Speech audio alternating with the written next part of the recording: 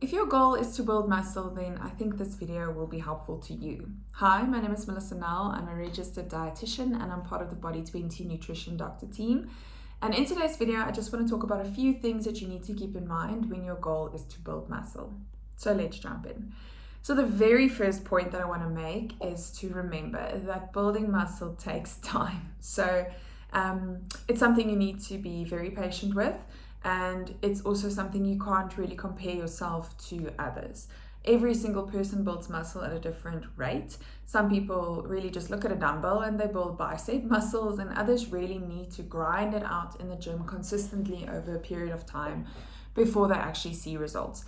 And this is mainly due to genetic differences. Males and females, of course, are different. Hormones are different. Your diet's different. Your exercise routine is different. So it is really important to just bear that in mind, that every single person is different. So don't compare yourself to anyone else and just be patient. And consistency is key.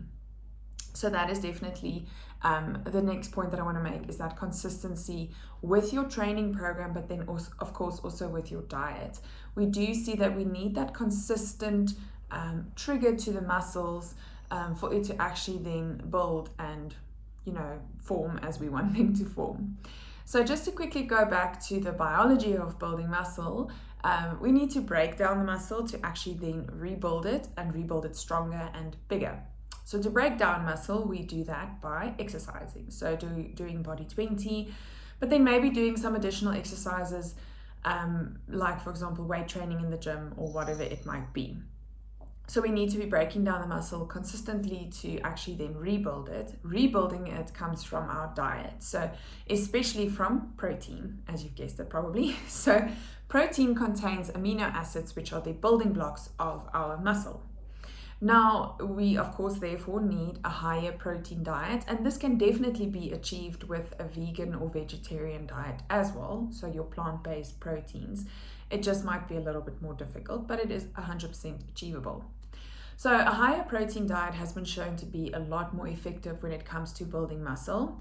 I do want to say that if you do have kidney issues, like for example decreased kidney function, or you suspect that, I do recommend that you get that checked out before you then increase your protein in your diet, as that might actually be causing extra strain on your kidneys that they don't need. A high protein diet is completely safe for people that have a normal kidney function. It won't decrease your kidney function if your kidney function is normal, but if you already have a little bit of a decreased kidney function, adding additional protein to your diet might just decrease the function even more. So just be careful of that and keep that in mind.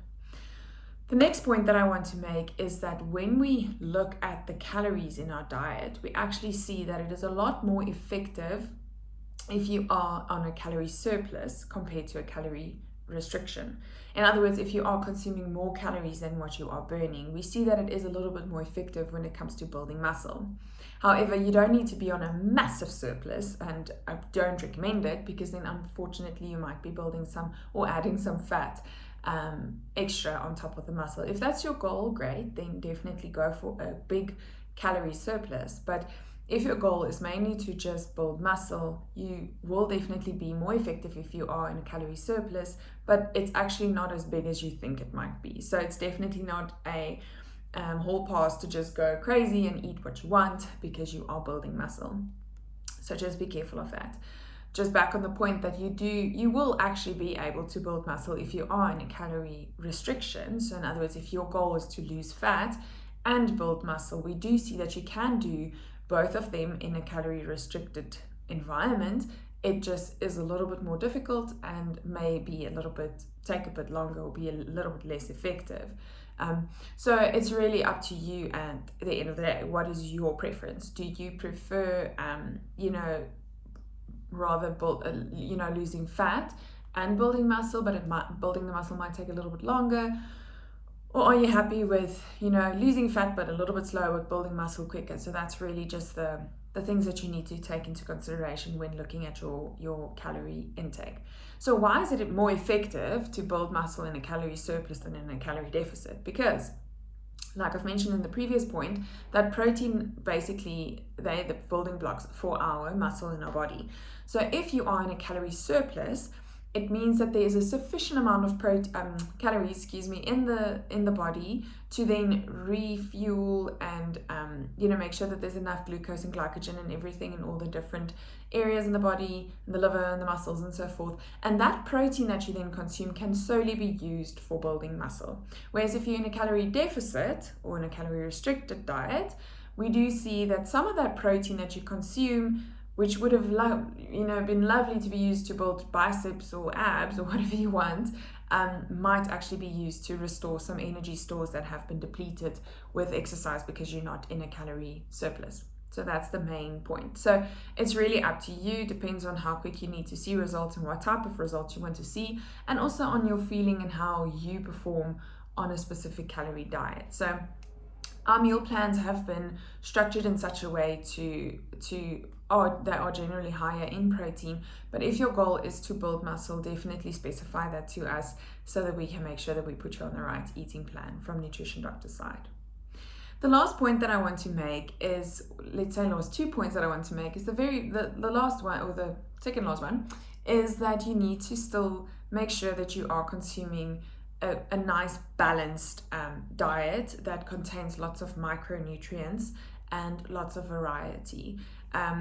We often see with the typical bodybuilding diets that it is a very monotonous diet, typically chicken and rice and broccoli, or lots of eggs and something else, and it's often repeated over and over and over again. But I do recommend that you still have a nice variety in your diet and that you incorporate healthy fats and healthy carbs into your diet together with the protein as well.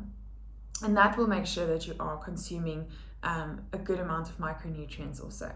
The last point that I want to make is on supplements. I don't want to go too much into that, but I do recommend that you get your foundations right first.